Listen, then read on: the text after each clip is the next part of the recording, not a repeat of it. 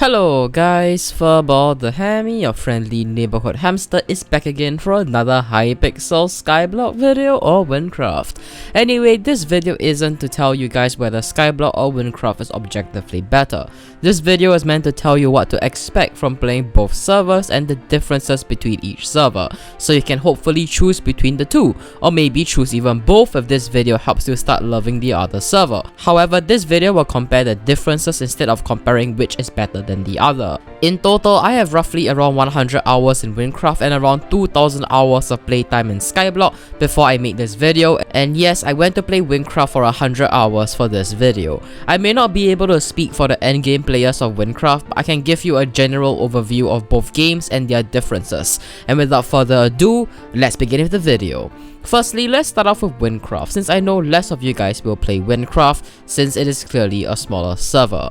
Wynncraft is an MMORPG with a huge map and with a strong and interesting lore if you are willing to sit through it, and it can be very rewarding, especially with the story it tells. Beyond that, Wynncraft, in my honest opinion, has a much more balanced progression system where you won't feel brick-walled. What do I mean by that? A balanced progression system is when a player is able to progress and become stronger in a game evenly throughout their entire adventure without investing hundreds of hours just to see an improvement.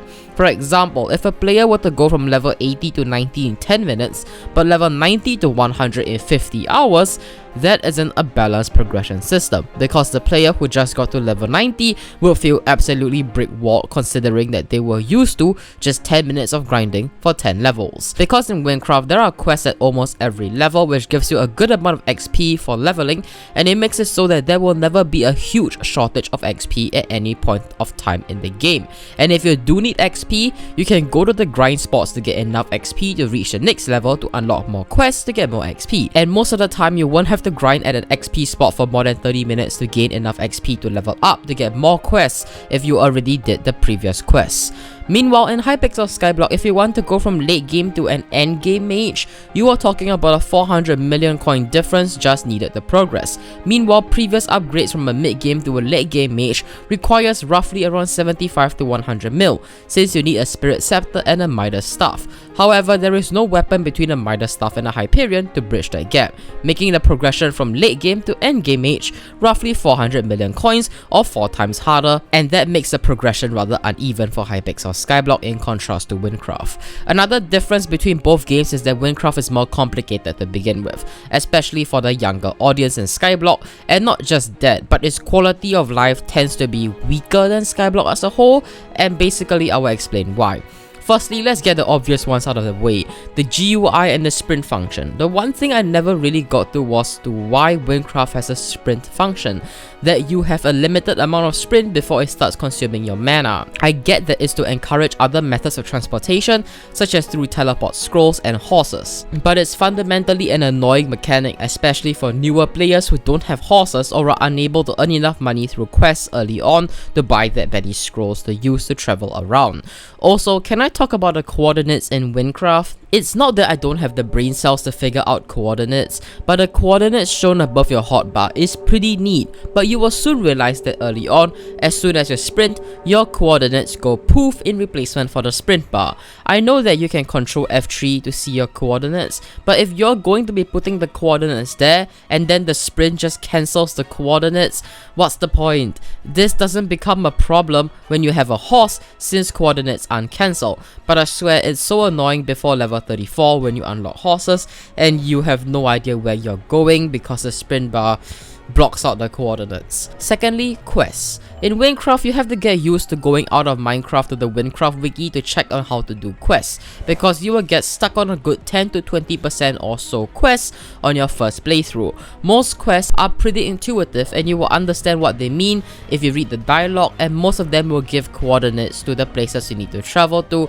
reach the next checkpoint. However, for the goddamn 10% of the time, the quests are so complicated or vague to the point where you have no idea what they mean unless you search the wiki. Example of these quests are the House of Twain, where the quest book just says, enter the haunted mansion and find Twain's journal, but you won't figure out this quest unless you actually search the wiki because the quest is so vague here. that you don't even know what you have to do to get the journal. Do you know that just by quote-unquote finding Twain's journal, game expects you to go to find a button to enter the placement, place 2 items on 2 inconspicuous blended in pressure plates to open a door to get a clue on what to do next.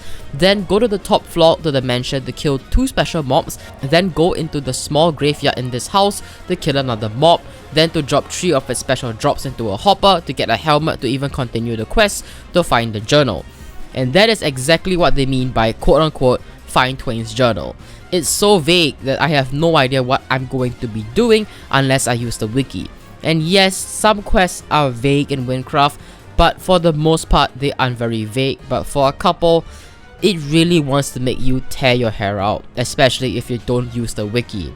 Another thing to expect with Wynncraft is that it is a lot more casual, in the sense that the time it takes to get to level 106 or the highest level in Wynncraft, it is much less compared to the time it takes to get Kata 38 or 40 in Skyblock. Also for Wynncraft, it has an amazing background music track for each area of the game, and here's basically a summary for Wynncraft for those who are too lazy to watch the entire video.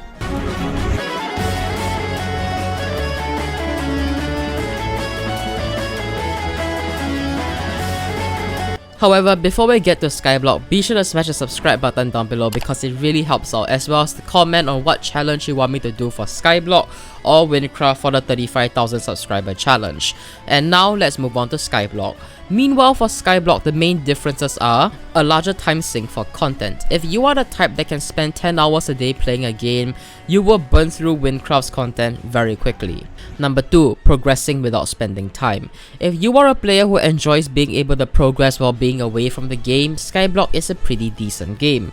But why, you may be wondering? Because minions. You will be able to make 2 to 3 million coins a day without the best builds just by going about your daily lives to just snow minions. Or if you want a higher skill average while not grinding the game, sure, you can do that for fishing, mining and even farming skills with the minions that you have. Skyblock's also one of those games which can be a side game. And what do I mean by side game? I mean that you don't have to focus when playing Skyblock. For example, farming, mining and foraging can all be done while you are watching anime without much focus required, or a movie for those of you who aren't weebs. However, for Wynncraft, you aren't going to be able to complete the quest or grind properly without attention to the game. Wynncraft requires your attention to the game, and you can't just have Wynncraft by the side and watch anime. That is not how it works. Skyblock is also better in terms of quality of life, where it is more straightforward to understand because of the basic mechanics of the game, and you also don't have to deal with things like powders, coordinates and vague riddles.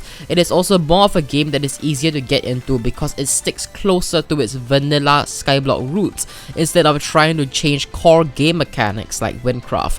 However, Skyblock lacks in terms of balance, such as Mage and Archer, which are just way too strong and overpowered. And when Skyblock makes balance changes, it can sometimes be pretty problematic, such as nerfing the summoning mechanic of Floor 6 from something useful to absolutely useless. Also, Skyblock is a game that is more reliant on coins and the economy, that you can basically get a max build with just pure coins. Meanwhile, in Wynncraft, there are level requirements for every weapon, so that an early game player can't just get a Flower of Truth or a late game weapon. In Skyblock, these requirements don't really exist outside of Dragon and Dungeon armor, and even then, their requirements are very low or can be replaced with coins, such as buying a carry, and things like skills and catacomb levels don't play as much as a major of a role in terms of getting the gear you want. Meanwhile, in Wynncraft, both coins and levels and even luck matter rather equally if you want to get the best gear, where you need to have both and you can't just have one or the other to use the best gear. And here's a summary for Skyblock for those of you who are too lazy to listen to the entire video. And with that, I hope this video helped to explain the differences between the two servers to help you pick which server you prefer, or maybe you will even pick both, or maybe this video helps you discover a love for the other server which you never once considered to be interesting for you. And with that, I do hope this video helped. Be sure to smash the subscribe button and the like button, as it really helps me out. And this is Furfsky the Hammy signing out. See you guys next week.